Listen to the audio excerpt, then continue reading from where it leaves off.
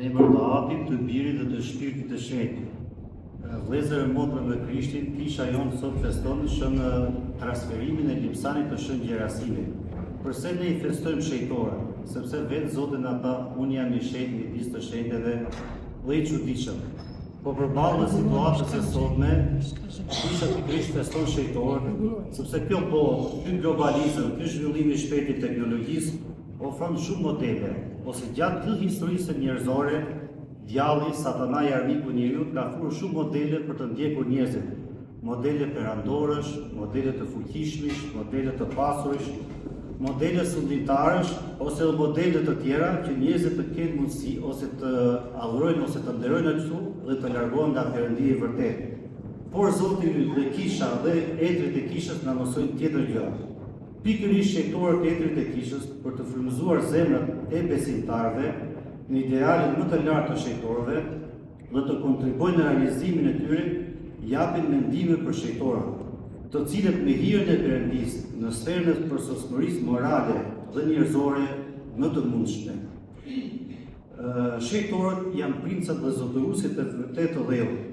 Këtë veti, ato e kanë fituar pikërisht me përkushtimin e tyre, me besimin e tyre. Një nga këta është Shën Gjerasimi që e falenis, transferimi I Lipsanit të cilit plotëtojmë sot dhe emrin e së cilës mban dhe kisha jonë. Pikërisht mbreti, pushtetarët, perandorët vdiqën dhe bashkë me vdekjen e tyre vdiq dhe fama e tyre, vdiq dhe sundimi I tyre, vdiq dhe pasuria e tyre. Kurse Shën Gjerasimi akoma jeton. Jeton dhe mbretëron në zemrat e mira besimtarëve, sikur të kishte jetuar atje, sikur të jetoj akoma midis nesh. Njeriu I shenjtë, Shën Gjerasimi është I madhërisëm jo për trupin e shëndetshëm të fortë, por për madhështinë e shpirtit të tij.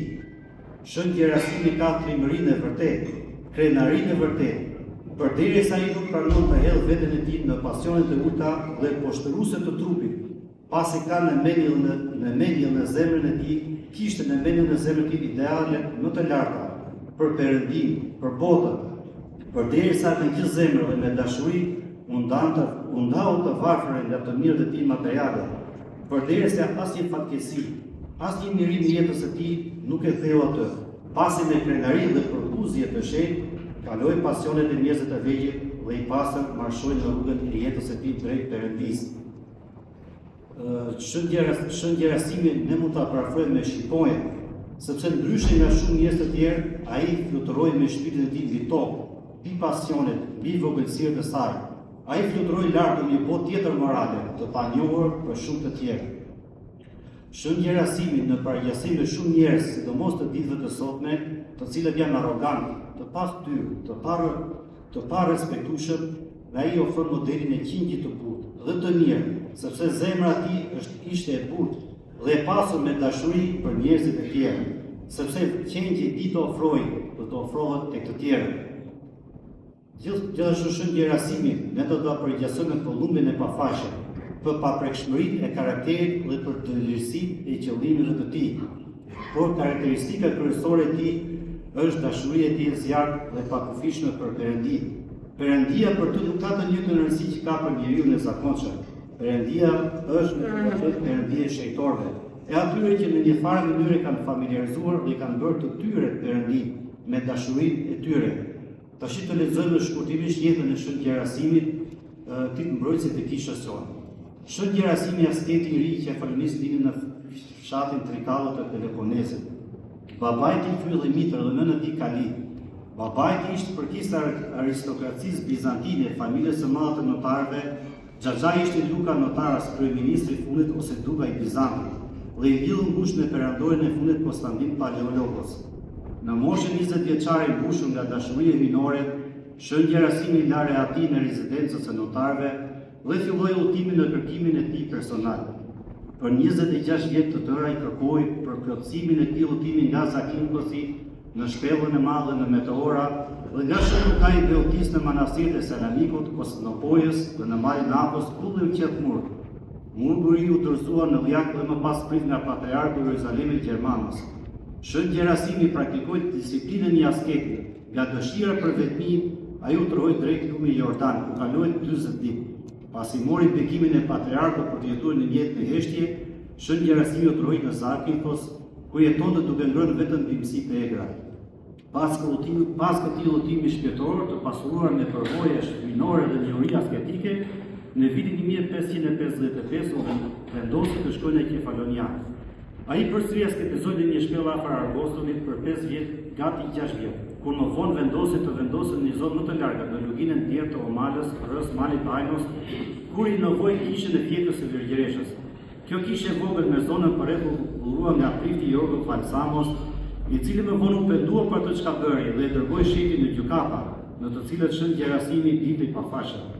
Ai rindërtoi tempullin në rënuar dhe shtoi shumë qefi rreth tij, sepse shumë banorë të ishullit duke parë jetën e tij të shenjtë, i besuan vajzat e tyre atij që të bëshin morgesha. Në fillim u mblodhen 25 morgesha, më vonë më shumë nga familjet më të pasura të ishullit. Ai quajti këtë manastir të Grash, Jeruzalem i Ri, me lejen dhe me bekimin e peshkopit të ishullit, Pakomios Makris, duke konsoliduar kështu murgjërinë femërore në ishull, pas kërkesës së tij patriarkane vendosi manastirin në mbrojtjen e saj të lartë. Atje besimtarët filluan të dyndën për të dëgjuar mësimet e tij. Karakteristikë është fraza e shejtorit në të cilën ai uzoi deri në frymën e fundit. Fëmijë, keni paqe mes jush dhe mos u bëni kryelar. Kjo shprehje është çdo ikonë që është në fund të kishës dhe në çdo ikonë të shejtorit. Ai nuk u mor kurrë me pamjen e jashtme të njerëzve, por me qenin më të thellë.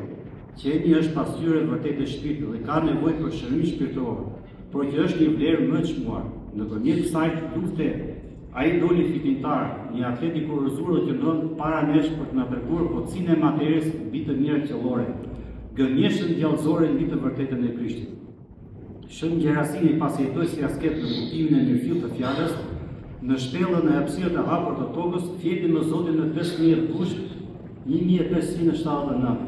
Priftëritë e veshën shejtorin me petkat e priftërisë, të cilat ai i vesh edhe sot e kësaj dite, dhe mbas një lutje natë drejtuar nga kryepeshkopi i Kefalonis, Filotheos, i asaj kohe, ato e varrosën trupin e tij pranë dhe mujt jugor të kishës së fjetjes së lindësës. Më vonë megjithëse të krishterët premtuan kujtimin e tij dhe ngjitjen e qiell, por jo me 15 kusht, por mos lënë hijet ngjitjen e qiell të Virgjëreshës së Mari, por me 16 kusht. Pas 2 vjetësh morgeshët e manastirit shihnin shpesh shejtorin në gjumë, dhe u detyruan ta raportonin te patriarku i Konstantinopolës, i cili dha leje për të nxjerrë eshtrat e tij. Nga trupi i tij doli një aromë mirë dhe ishte i paprishur, ashtu siç është edhe deri në ditët e sotme. Edhe veshjet e tij ishin gjithashtu aromatike dhe të paprishura, ashtu siç janë edhe sot. Mbledhja e parë një pjesë të trupit të Shën Gjerasimit u bë 2 vjet e 2 muaj pas fjetës së tij, me 20 tetor të vitit 1581, kur mori tezë eksarku patriarkal i kohës Gabriel. Por venecianët, të cilët kishin pushtuar ishullin e Kefalonis dhe ishujt e Ionit, të alarmuar nga mosprishja e trupit të tij, kërkuan të varrosej përsëri që të plotësojë afati kohor normal prej 3 vjetësh. Mbledhja e dytë e Lipsanit u bë përsëri 20 tetor të vitit 1582, ku përsëri trupi i tij u gjeti paprishur. Ai u shpall shejtor nga patriarkane ekumenike në vitin 1622. Shën Gjerasimi Kefalonis u quajt asketi i ri për të dalluar nga Shën Gjerasimi i Jordanit. Ndër të tjerë asketi i madh Shën Gjerasimi lidhë për aftësinë e tij për të dëbuar demonët, një dhurat kjo nga hiri i Perëndis. Arka ku ndodhet Lipsani i tij ka ngelur paprishëm mrekullisht ndër shekuj edhe sot. Shën Paisa Gjuriti, shejtori i kohëve të sotme, shprehet që Lipsanët e tij që ndodhen në Kefalonia të Shën Spiridonit në Korfus të Shën Dionisit të Zakynthos, ngelën të paprishur për të shërbyer si një dikë, si një mbrojtje që Zoti u dha këtyre ishujve, ku ndodheshin trupët e shejtorëve që të runin krishterët ortodoks, besimin e shejt ortodoks nga rreziku i konvertimit të romanëve katolik për shkak të pushtimit venecian. Me ndërmjetimin e Shën Gjerasimit, o Krisht Perëndi, mëshirona dhe shpëtona. Amin. Gëzuar për shëndetje.